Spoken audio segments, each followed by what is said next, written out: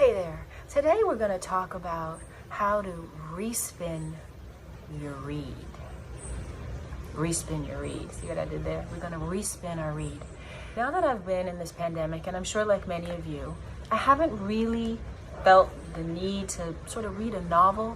I've been wanting to read things that can help me survive this time and help my children survive and help my friends not only survive this time, but actually find ways to thrive during this time and use this time, to really find some meaningful things to do or some meaningful things to discover. So I've been reading different kinds of books that are more self-helpy, books that give me tips and tricks how to manage this time and things that have made me think more deeply about things. And one of the things I've been thinking a lot about during this time is the cell phone, and actually how much we actually use the cell phone. Now that I'm inside and I don't have all the external distractions, I'm really focused on how much time we are on our phones. And so I came across this book by Catherine Price called How to Break Up with Your Phone.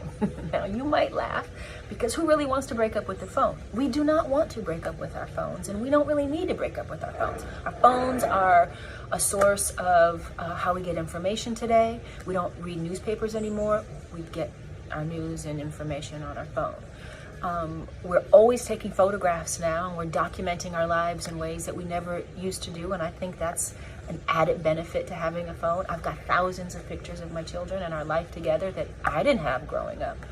Many of us do our work on our phone.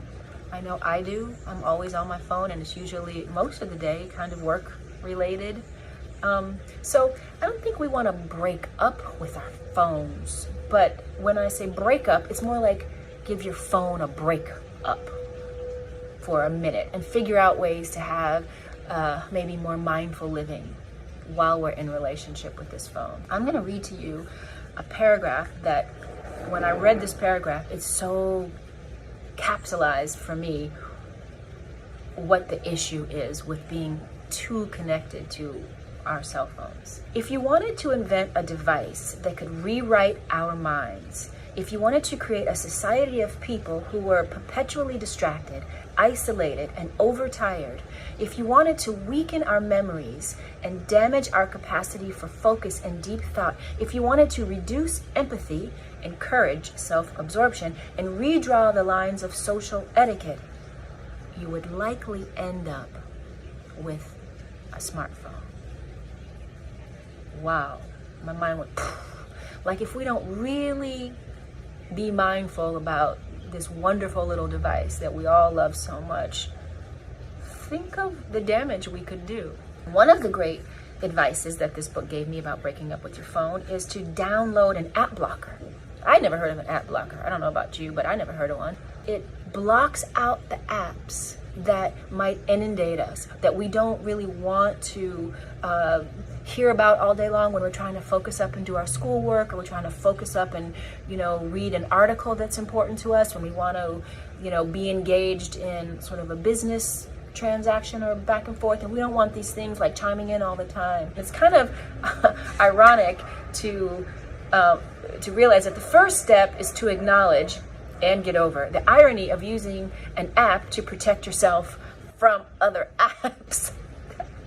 Because sometimes when these apps chime in, your focus is pulled away from what you're really trying to do, and then you go into another site, and then that site leads you into another site, and then, as you know, we end up in this black hole and we never get stuff done. So I don't know, I'm just saying, app blockers really worked for me. Set boundaries, establish no phone zones.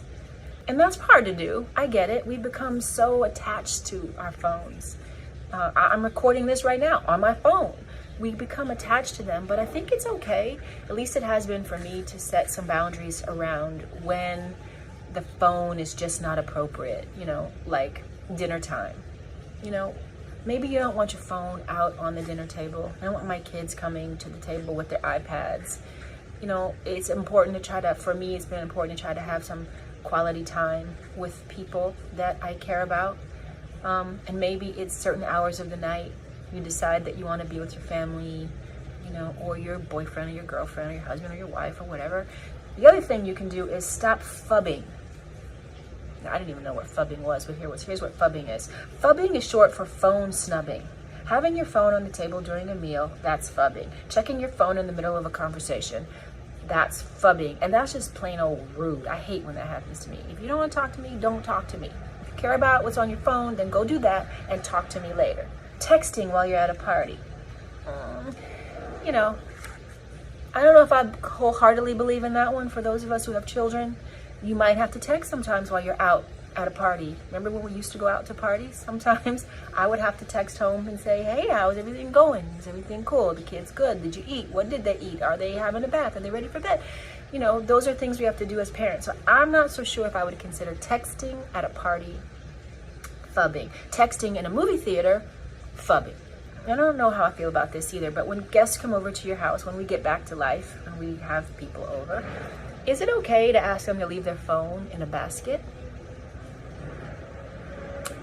Maybe. I'm not so sure about that one. But it's an interesting thought to consider. That's my little contribution of respinning your read today. I encourage you to, if you're interested in having a little break from your phone, I encourage you to read Catherine Price, How to Break Up with Your Phone. You might get a lot out of it.